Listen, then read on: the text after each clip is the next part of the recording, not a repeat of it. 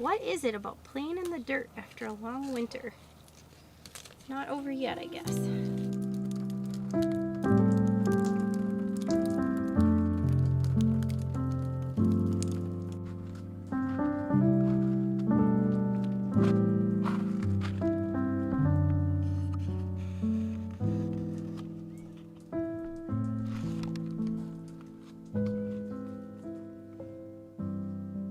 Hi everyone! Guess where we are? Pixie and I are in the greenhouse. It's getting to be that time and it is so exciting around here. So we are getting those first little tastes of spring. We're here in early February. You'll probably be seeing this about mid-February, but in early February and in mid-February, that means we will be planting, starting seeds, which is just crazy. Now here in Minnesota, it's not going to be a surprise that winter is not over. We are still in February. We are still going to have lots of winter days. But if we don't get some of our seeds started, we actually aren't going to have a decent crop.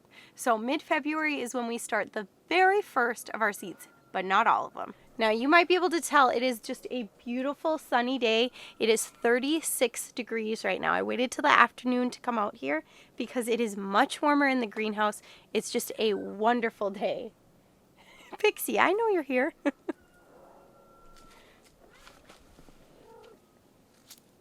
So with all the excitement of seed planting, I need somewhere to be putting my seeds. Now last year, we ended up being quite cold in mid-February and we weren't able to start and put our seeds outside. Now that could completely change. For right now, I would be okay with putting my seeds outside, but we've still got a bit of winter left. So what I'm doing today is I am going to kind of prepare the greenhouse in case I can put some of my seed starts out here.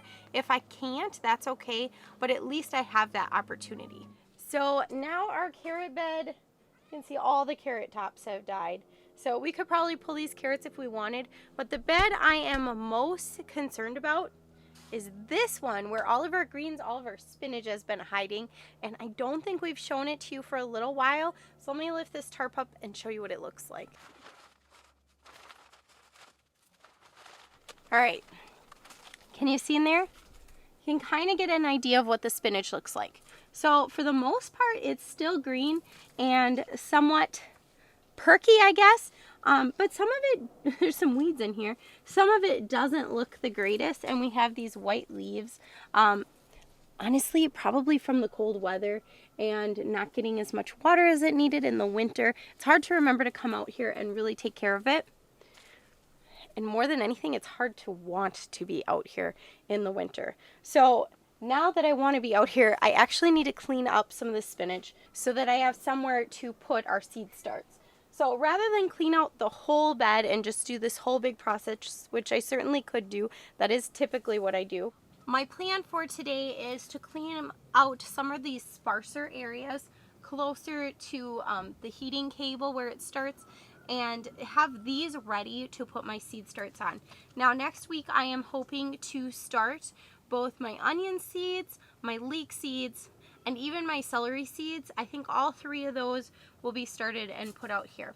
Now last year we tried to start 1,000 onions and then we ended up buying sets anyways. And I think a lot of that has to do with just the fact of how difficult really it is to start onions and to get onions to grow.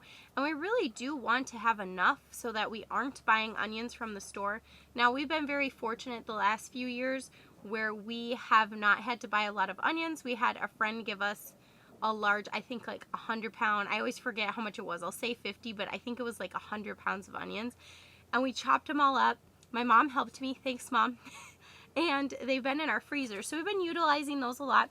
We do still have a few onions from last year's garden when we want fresh onions or if we want them just cooked differently than those little chopped ones. So today I'm going to take out these greens and just kind of clean up this bed and take inventory of what we have and what we need to get started planting. So now the first thing I'm going to do today is just cut these green leaves right off. And then all these roots and things that we're not going to eat are going to be such a great source of nutrients.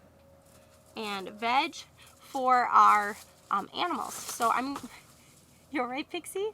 She's trying to get up here. There she goes. So we're gonna save all these roots and things for our animals so that they can eat these up. Let's not get them confused. I'm using 2 red bowls. All right. What do you think, Pixie? What do you think? Almost threw it in the wrong bowl already. I know.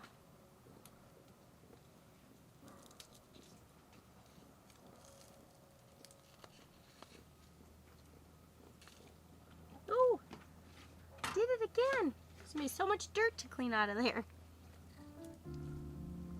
Oh, this dirt is so soft.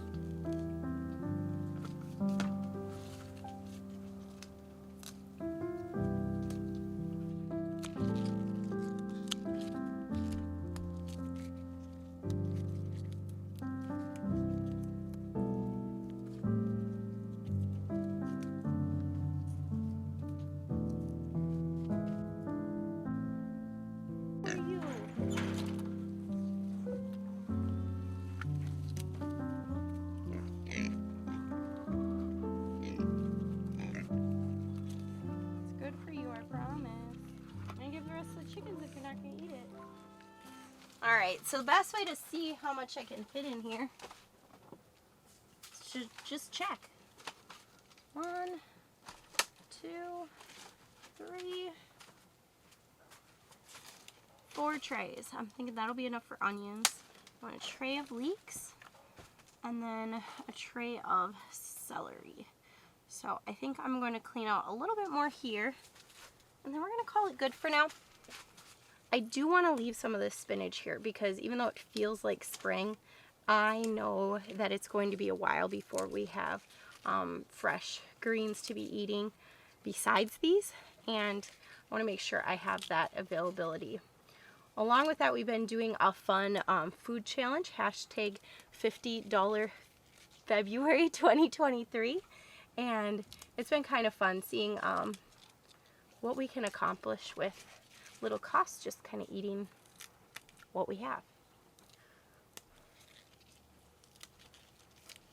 And having lots of the spinach available keeps me from buying other greens from the store.